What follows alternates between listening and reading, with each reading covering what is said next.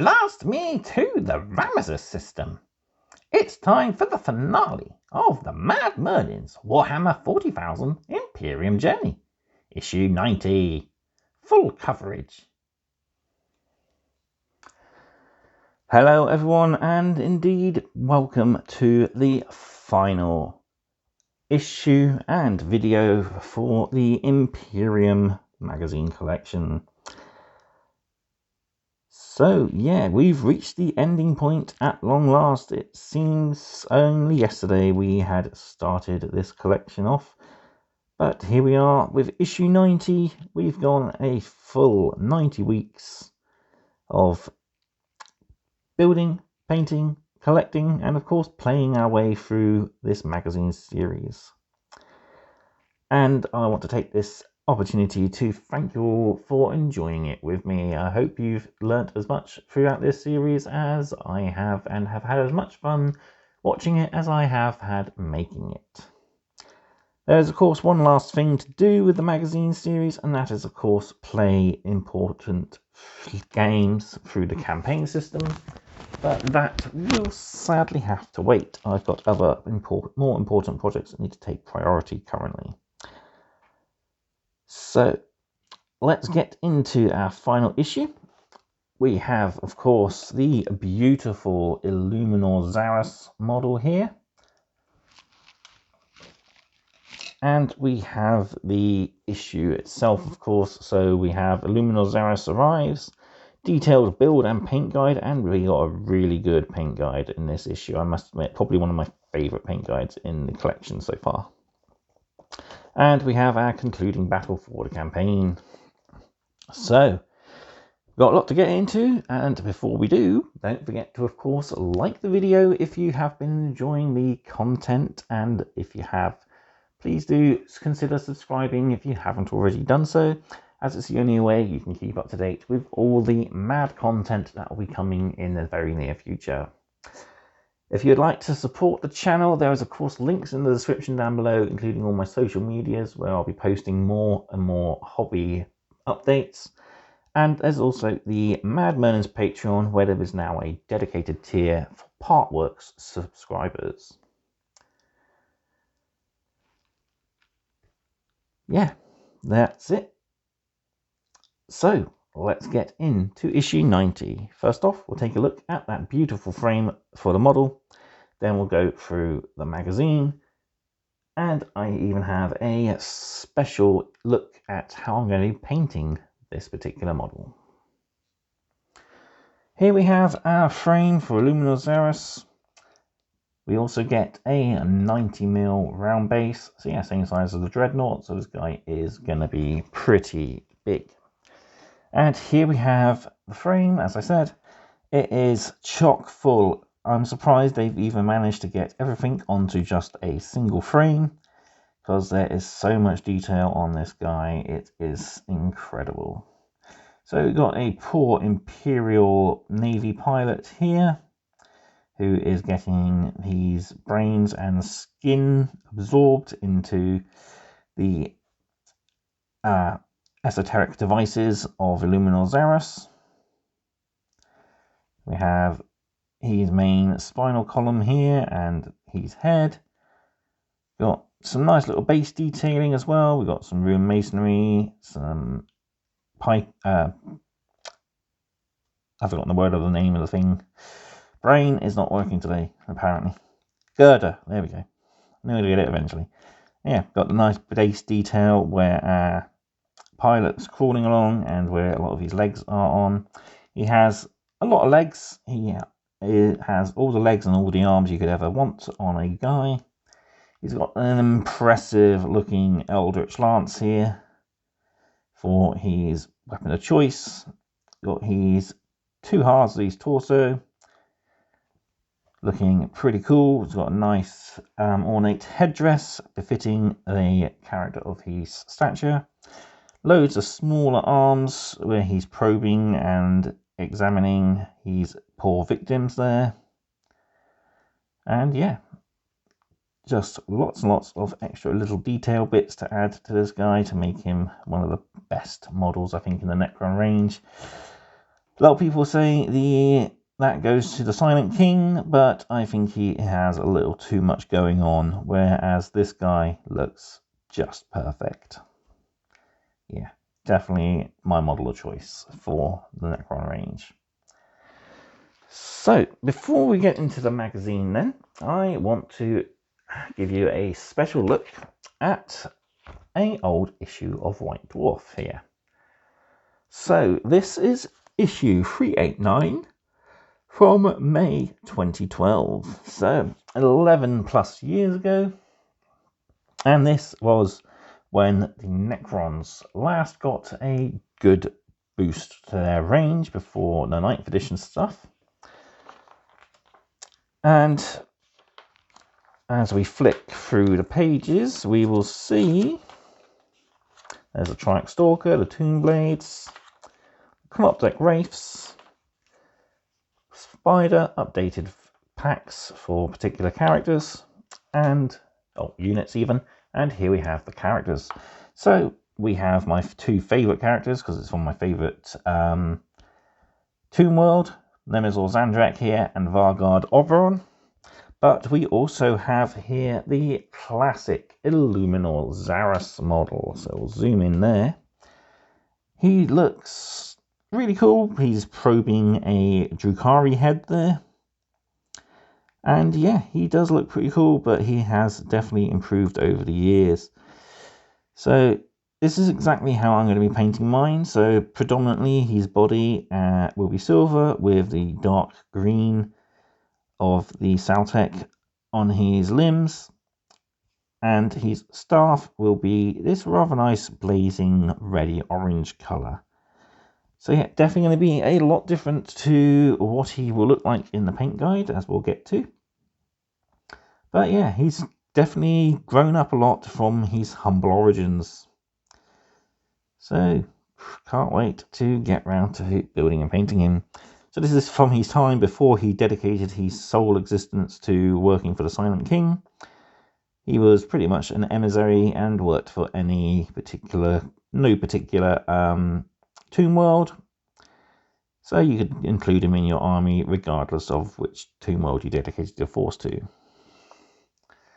Let's have a quick look there of Nemezor Zandrak and his bodyguard Vargard Oberon, just because I want to show off my favourite models. I have these guys built and painted, ready for my Saltec army, and it is actually an emissary of Zandrak's that is taking over from my collection's overlord. He is riding the command barge, his personal Lich Guard have also arrived, and he will eventually take over the full force. So yeah, there we have it. Alright, let's take a look through our final issue of Imperium, issue 90. Here we go then, our final issue, and here we are. There's not a lot. It is pretty much dedicated all to the mighty Illuminor Szeras. So yeah, our contents is collect, build, paint, and play articles for Illuminor Szeras, and the final mission, the assault on the pylon. So, Illuminor Szeras, Master Technologist. A cryptek of vast intellect and ambition, Illuminor Szeras seeks to master the secrets of life itself and ascend to true godhood. So yeah, we got all these different equipment here. So we got the Empiric Overcharger, which impedes the warp, affecting the minds of nearby psychers, rendering powers useless and even dangerous to those using it. We have his Eldritch Lance here, combines a hyperphase blade and the ability to unleash beams of energy. We got his massive impaling legs here, so sharp limbs, much like the Scorpion Destroyers. And he has an atomic energy manipulator, and as you can see, it's discombobulating this poor guy, and he's collecting all the data he can. So Szeras is the first and foremost a scientist. This device allows him to swiftly disassemble his enemies and use the resultant energy to bolster allies.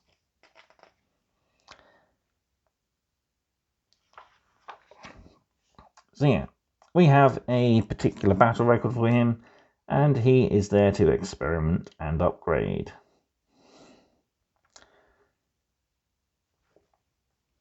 So yeah, I could have left that blank like I did with the Inquisitor Draxus one. Then I could have done either 3 as I wanted. But I think with Szeras here, I think Experimental Upgrade is exactly what he would be doing anywhere in the galaxy. Moving on, we got a build guide, and he is quite a complex and fragile model to put together. So we want to start by building the main body here for his leg section. Then once that's done, we glue on his loincloth there and his first leg.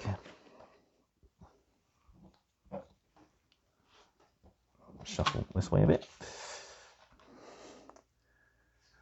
There we go. Then we are building up our ruined masonry detail with a leg attached. Also gluing on the plates to go around his hip guard there, as well as gluing on another back leg. We glue on his spine, and then start construction on his actual body before gluing on his head there. You want to make sure you dry fit the weapon before gluing it into position and getting it in correctly. So it may pay to try gluing in the support arm first, as it has a particular fitting position, and then gluing in the staff afterwards. Finally then, we have his gauntlet arm with his disassembler and his other arm there as well. And finally, his shoulder plates with his additional mini arms and his final piece of technological equipment going on there. And last piece to do is to build up our poor guy getting disassembled here, and then we glue him down to his massive base there. Actually, it's an 80mm. I thought it was the same as the Dreadnought 90. Nope, it is actually smaller. Okay. But yeah, there we have it. Moving on then, our paint guide is going to be painting him much the same as we've painted all our other Necron models in the collection. So we want to start with undercoat of Runelord Brass, picking out the black sections of the model with Abaddon Black, then the silver details with Lead Belcher, shading some areas with Cryptic Armor Shade Gloss and others with Known Oil. Then we pick out a lot of the green glow areas with Corax White before applying our Tesseract Glow. Administratum Grey is used to highlight all the black. They've done a rather chunky looking highlight here, so you might want to thin your paint a little bit more and take your time to get a thinner highlight. Then we're picking out all our metal areas of Stormhost Silver and White Scar to help add some more glowing effect to the eyes and pipes. And then we're doing our effect on the weapon, which again I still don't like. It's definitely not the best. I think I'm going to have more fun doing that orange. And this is where the paint guide gets good. So we have a poor human who's being disassembled.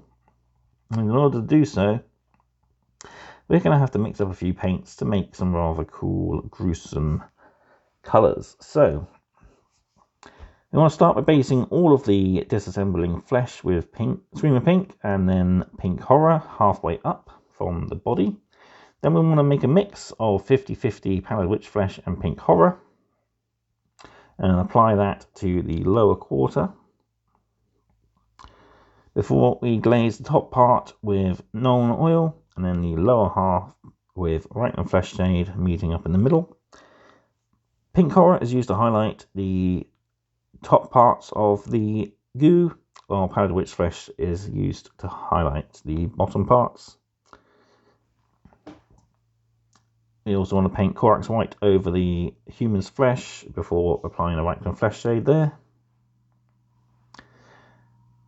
Then we are painting Corax White on his beard, and then Rakar Flesh on his robes, as well as the Purity Seal on his back.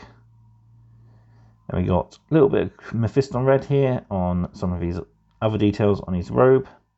Mornfang Brown for his boots there. Abaddon Black for the pipes around his neck. Screw in pink for the purity seal, lead belcher for his holster,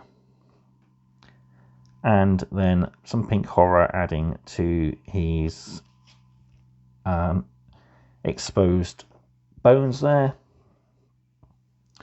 And yeah, then we get to go back to Rankling Flesh Shade.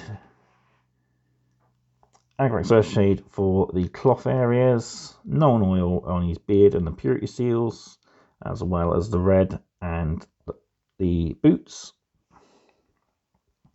Finally, we relayer Rakar Flesh over his robe and the purity seal, as well as on the skin areas there around his fingers, where we can just about see the bones exposed, highlighting with powdered witch flesh, which we do on all the Rakar Flesh details and the areas we've done with Rankling Flesh Shade. White Scar to highlight his hair and beard, and finally Stormhost Silver to highlight all the silver details.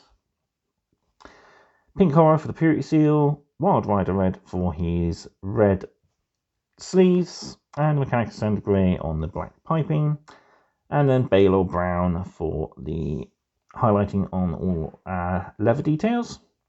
Finally, we do his eyes with Abaddon Black and Powdered Witch Flesh, and then we can start looking towards the base.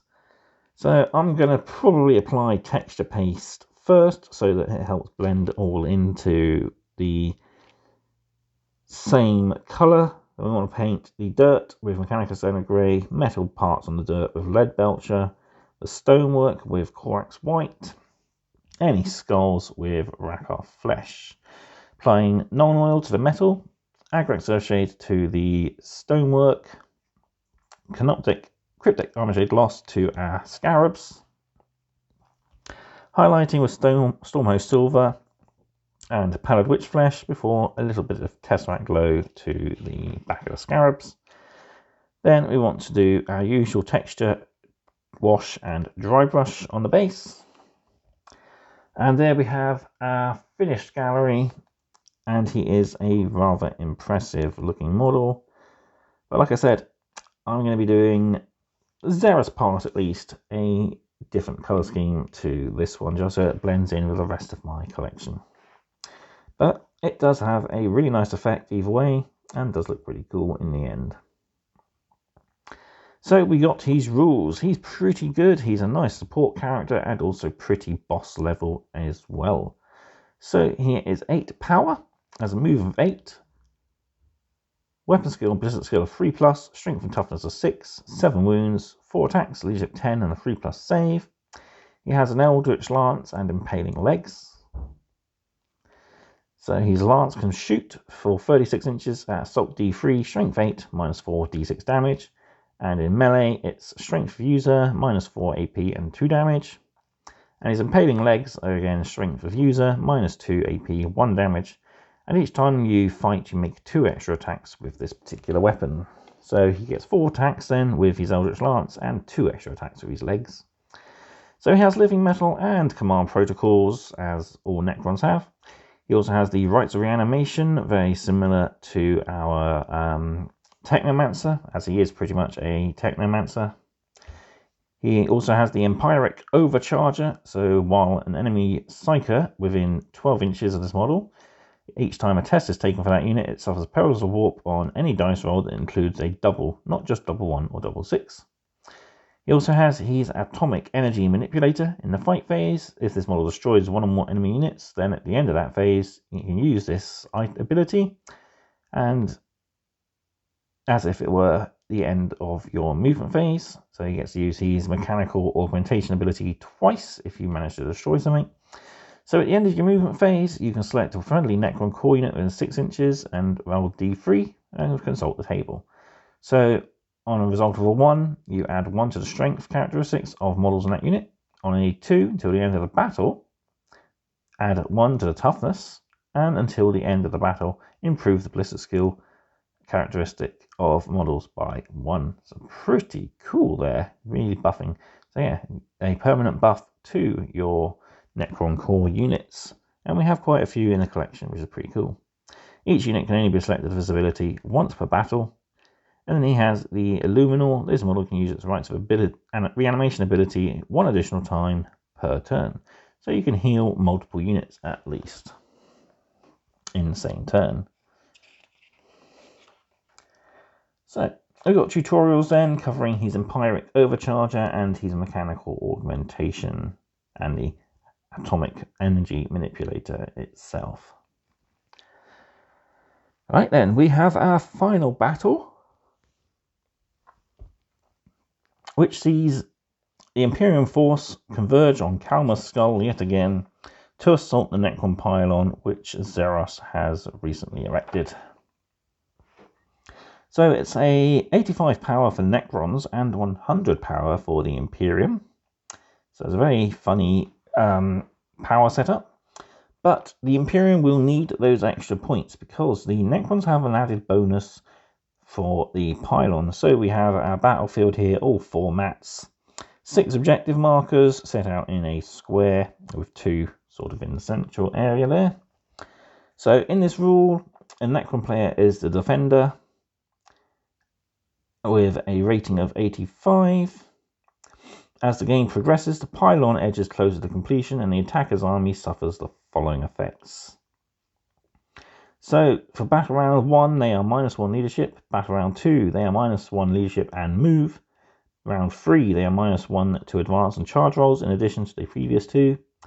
In battle round 4, they are -1 attack to a minimum of 1 plus your 3 previous negatives. And finally, battle round 5, the opponents at -1 toughness, as well as all the others.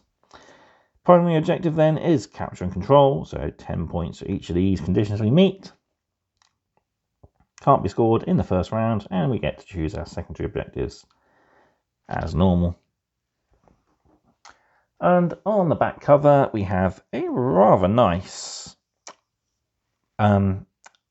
print of the Indomitus artwork with the Overlord facing off against the Primaris Lieutenant there. So yeah, this was on the front cover of the Indomitus book and it's been used in quite a few things since. And on the very back cover, we have pretty much every issue we have collected over this 90 weeks. So yeah, a nice little thank you and congratulations message from the team at Hachette there. So there we have it. That was the final part of our Imperium journey.